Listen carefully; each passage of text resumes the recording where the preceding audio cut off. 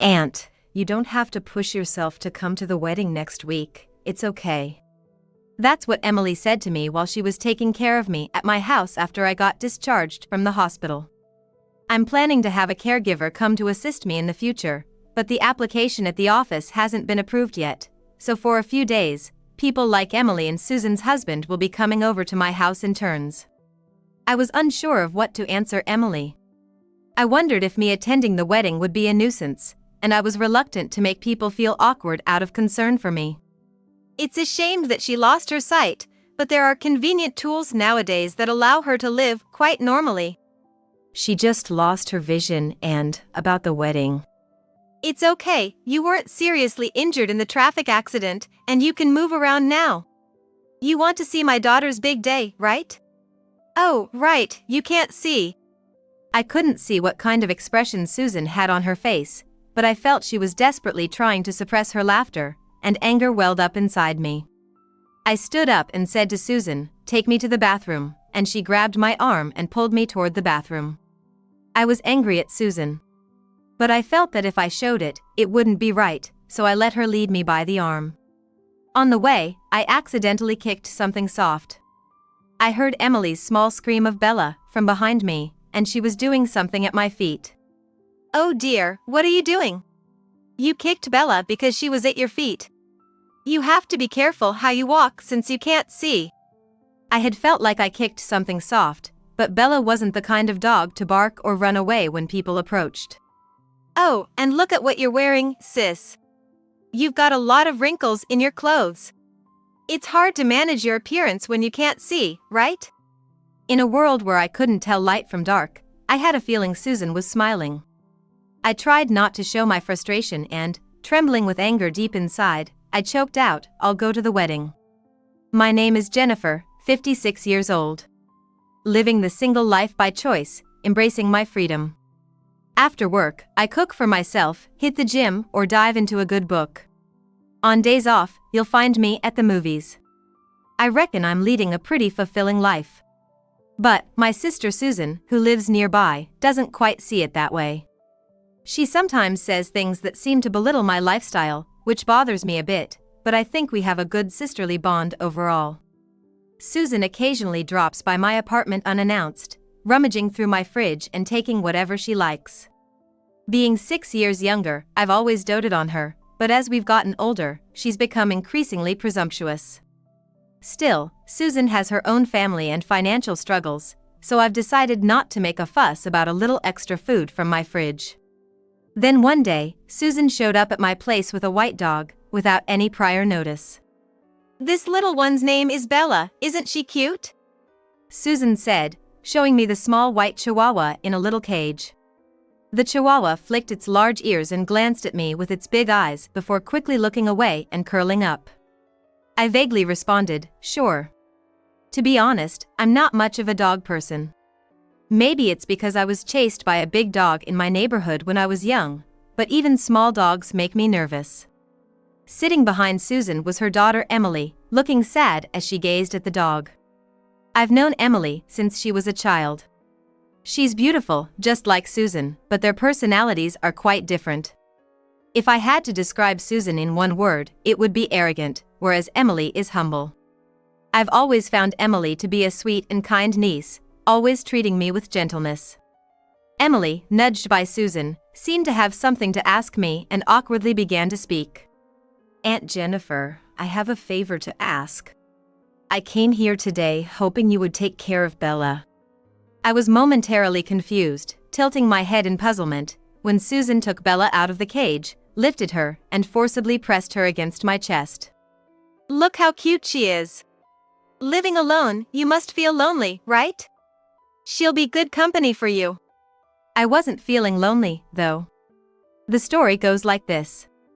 Susan bought Bella, the chihuahua, against her husband's wishes, so it became Emily's responsibility. But Emily is getting married soon and will be leaving home.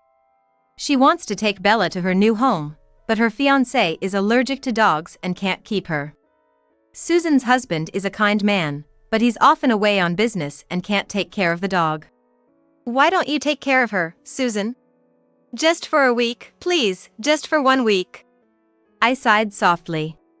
I could see right through Susan's plan to leave Bella with me indefinitely, but I felt sorry for the puppy that was so unwanted and reluctantly agreed.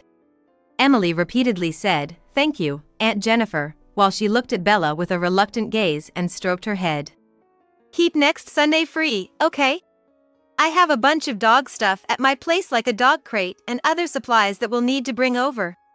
I'll pick you up in my car and we'll transport them to your place." After Susan and Emily left, I noticed Bella trembling slightly on the living room floor, so I turned on the heating. Even as the room warmed up, Bella continued to tremble, staring at me with big, wide eyes. "Are you shaking because you're scared, not cold?" "Well, I'm a bit scared of you too, so I guess that makes us even, right?" While I was preparing Bella's food in the kitchen, she sat still, watching my every move. Every time I moved, she'd turn her little face to follow me, her big eyes tracking my movements. But Bella remained sitting on the floor, never coming close to me. As night fell and I placed an old cushion near Bella, she weakly tried to climb onto it. Casually watching her struggle while I watched TV, I finally realized why Bella had been sitting in the same spot all day. "I see." I picked up Bella's small body and placed her on the cushion, where she contentedly buried her face and eventually fell asleep. There was a subtle issue with her hind legs, not visible at first glance. Either born with a disability or unable to walk and climb properly, Bella required special care. The realization that Susan had left me with a dog needing extra attention without explanation irked me a bit, but I also understood that it would be hard for Emily, about to get married, to take care of her. Despite being a person who disliked dogs, I found myself able to touch and hold Bella, a quiet and well-behaved dog who never barked. When I returned from work, Bella would be sitting on the cushion, waiting for me with her big, dewy eyes. She didn't wag her tail to welcome me home. Just sat and watched me, emitting a mysterious aura that was hard to read. Day after day, being gazed at by those big eyes, I found myself gradually drawn to Bella. Then, as time passed and Emily's wedding day approached, something happened on a sunny day. I had an accident and shards of glass from a shattered windshield entered my eyes, leaving me blind. I was bedridden in the hospital, but when I regained consciousness, I had no idea where I was, let alone that I was blind. I wondered why everything was so dark around me, and eventually, after a doctor's explanation, I understood that I was blind, which left me uncontrollably trembling. It felt unreal, like something out of a dream. In a world where I could see nothing, I confirmed my own existence by touching my fingers one by one, inexplicably overcome with sadness. Being single with no parents, Susan and, more so, her husband and Emily took great care of me during my hospital stay. My boss and a few colleagues visited me, asking generic questions like, "How are you feeling?" "I can't work together anymore with my current condition, so please let me resign." When I said this aloud, the atmosphere seemed to be enveloped in calmness, and I felt a slight weight lift off my shoulders. Susan's husband patiently explained how I, now disabled, would receive support and live my life going forward, and promised to continue helping me. "Aunt Jennifer, it's okay if you can't make it to the wedding next week. Don't push yourself." Emily said this to me while she was taking care of me at my house after I was discharged from the hospital. "We're planning to have caregivers come, but since the application hasn't been approved by the office yet, for a few days, people like Emily and Susan's husband will take turns coming to my house." I was torn about what to respond to her. I wondered if my attending the wedding would be a bother, and I was hesitant to make them feel awkward out of concern for me. I could feel Susan bustling around me. Working as a caregiver, she has experience with people with disabilities. Apart from taking care of my daily needs, she was very knowledgeable about disability applications and support from the office, and I was grateful for her help in many ways. However, being familiar with disabilities both personally and professionally, Susan sometimes spoke to me in a rather harsh manner. "It's unfortunate that you lost your sight, but there are convenient tools now that let you live pretty normally," Susan said, her voice slightly elevated with pride as she named several tools designed to assist those with visual impairments. "It hasn't been long since I lost my sight. About the wedding." "It's okay, the traffic accident didn't cause you major injuries, And you can move now, so don't miss it. You want to see your niece's big day, right? Oh, you can't see. I couldn't see Susan's face, but I sensed she was trying to suppress her laughter, and anger welled up inside me. I stood up and said to Susan, "Take me to the bathroom," and she grabbed my arm and led me there.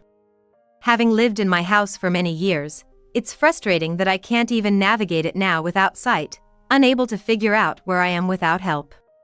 I was angry at Susan. But I felt that showing my anger wasn't the way to live, so I let her lead me. Along the way, I accidentally kicked something soft. Behind me, Emily exclaimed, "Bella." She was doing something at my feet. "Oh no, what are you doing?" "You just kicked Bella because she was at your feet. You have to be careful with your steps since you can't see." I couldn't tell if I really had kicked Bella, feeling only a soft sensation. But Bella wasn't the kind of dog to bark or run away from people. "And look at what you're wearing, sis. You've got a lot of wrinkles in your clothes. It's hard to manage your appearance when you can't see, right?" In a world where I couldn't tell light from dark, I felt like Susan was smiling. I tried not to show my frustration and, trembling with deep anger inside, I squeezed out, "I'll go to the wedding." Hearing this, Susan sounded pleased, thanked me, and then said she'd like me to give a speech at the wedding too. She was getting excited about making the wedding a touching event, where her visually impaired sister would come to celebrate. Emily and Susan's husband tried to stop her from making unnecessary arrangements, but Susan was too excited. Listening to her, I decided to share a bit of my pain with her. I grasped Susan's hand tightly and smiled, "I hope it's a beautiful ceremony." After that, I began visiting the hospital regularly for rehabilitation, receiving psychological support to adapt to my vision loss. They suggested using assistive devices and technology to enhance my quality of life as a person who was completely blind. I was particularly intrigued by the mention of braille labels, braille watches, and voice recognition technology that could operate various devices.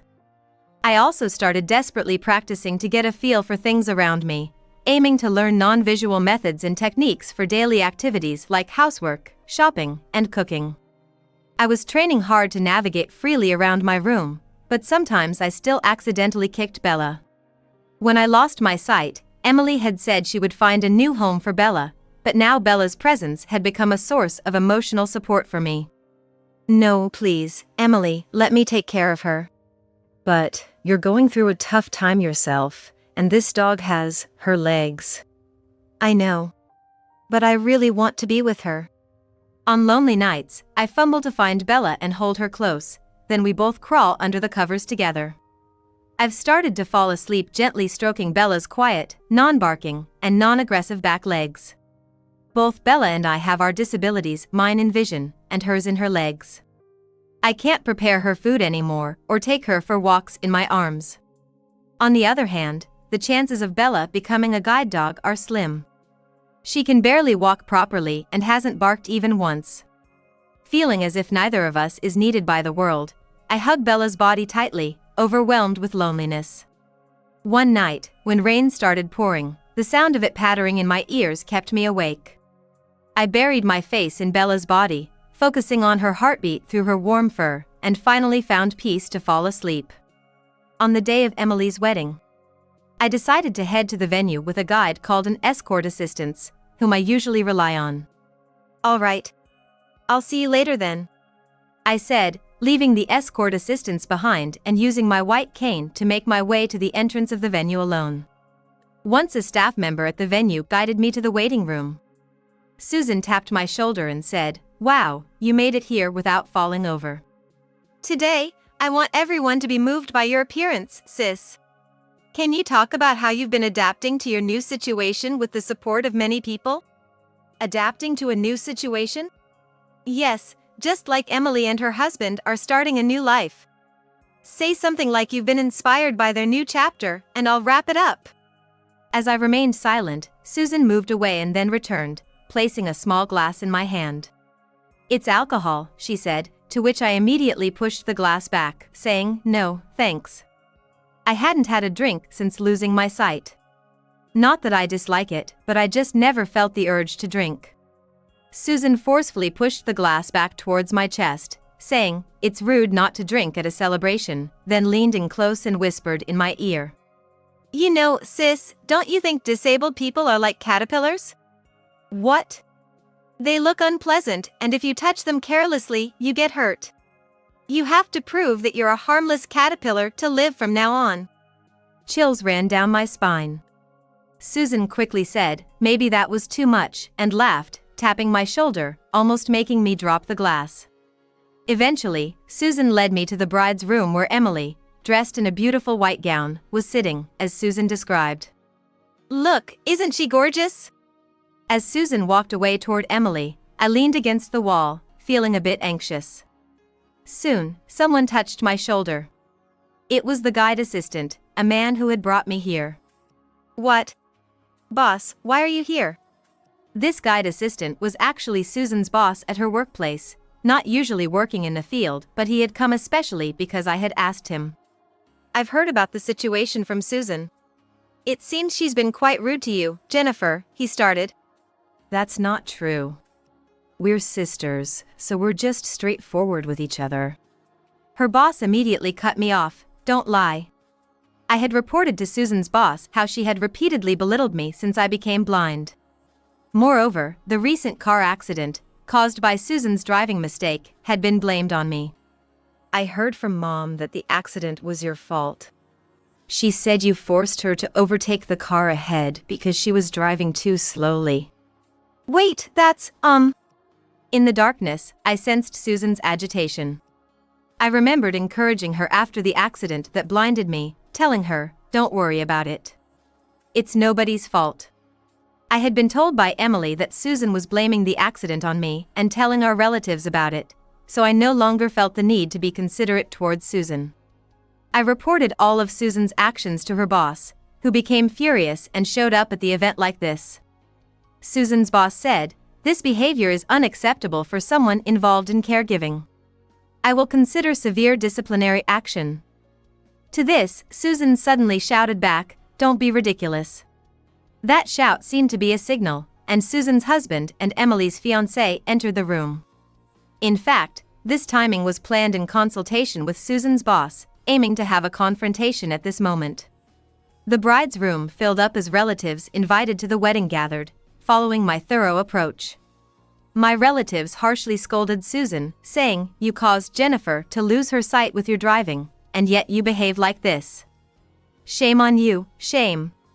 While many relatives confronted Susan, her husband shouted, "Everyone, I am truly sorry for today. Susan, we're getting a divorce." "What? What are you talking about? Are you crazy? You've said such terrible things about your own sister after she became disabled. If I became sick or incapacitated, would you treat me the same? I can't live with you anymore if that's the case." Susan let out an absurdly loud cry, taken aback by the sudden divorce declaration, but was drowned out by the many voices of condemnation surrounding her, and she rushed towards me. "What the heck, sis? It's Emily's wedding, and you're trying to ruin it?" "I had no such intention, I just wanted everyone to understand how I feel." "But why, on Emily's wedding day?" "Today, I proposed this plan to get back at my mother." Hearing this, Susan's voice weakened to a feeble "what?" and she fell silent. Emily, who harbored intense disgust for her mother's behavior towards me, her disabled aunt, said firmly, "I never want to be involved with you again." "Mom, remember the first day I brought Bella home? Bella? The day you picked up a stray dog?" Emily began to recount the story. "It happened a few years ago. She found a white chihuahua abandoned by a riverbed, not wearing a collar. She brought it home, and it soon became apparent why it had been abandoned. The white chihuahua's hind legs seemed paralyzed and barely moved. A vet visit confirmed it was a genetic condition with no cure. Despite Emily believing her mother, who worked in welfare, would care for the chihuahua, saying, Susan blatantly refused, "Why would we keep a disabled dog? I've always remembered that. You hardly ever took care of her, leaving her in the cage while I was at school. Now her front legs have weakened too, and she just sits on the cushion, not barking or moving." Apparently, Due to lack of exercise, Bella's front legs had also weakened. None of that matters now. Anyway, get out. Today is my wedding, and I want to celebrate it with people I care to be with. After Emily's stern words, Susan, seemingly lost for words, eventually left the room with heavy footsteps. Unable to see the expressions of others, I sensed the uneasy atmosphere and felt pained. What an ambience I've created at this wedding, I thought, remaining silent and looking down. Eventually, Emily's fiancé quietly called out, "Everyone," and announced, "We will continue with the wedding." The groom declared, "We apologize for the trouble, but there's no need to stop here. Emily and I are determined to walk through life together, undeterred by such small difficulties, bound by our strong love. We might face tough times in our marriage, but we believe these will be opportunities to deepen our love, and we'll work through them." Standing beside her fiancé, Emily said, "Everyone, please help us overcome this trouble and make this special day joyous with your smiles." As the priest bowed deeply, a round of applause erupted from the crowd. Standing quietly by the wall, I clapped my hands softly and whispered, "Congratulations on your wedding, Emily." Thanks to the priest's efforts, the wedding proceeded smoothly and turned out to be a very happy occasion for the couple. Subsequent investigations at Susan's workplace revealed that she had been disrespectful to other disabled individuals as well.